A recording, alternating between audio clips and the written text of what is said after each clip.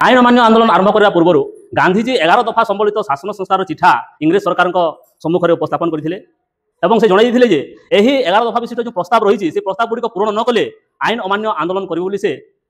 Lord Irwin को जन बड़लाट Lord Irwin आईन अमान्य आंदोलन समय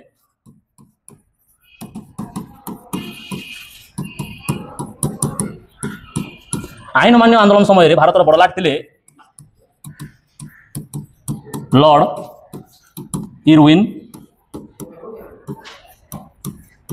किंतु इंग्रेज सरकार यही सब प्रस्ताव गुड़ी ग्रहण कर नथिले तेणुक 1930 मसीहा मार्च 12 तारिख में गांधीजी आईन अमान्य आंदोलन आरंभ करथिले। गुजरात साबरमती आश्रम ठारू दांडी पर्यंत यात्रा आरंभ करथिले 78 जन कांग्रेस कर्मी सहित एवं 1930 मसीहा एप्रिल 6 तारिख गांधीजी दांडी ठारे पहुंची थे सकाल गोटे मुठाए बाली उठाई से लवण आईन को भंग करथिले। यही साबरमती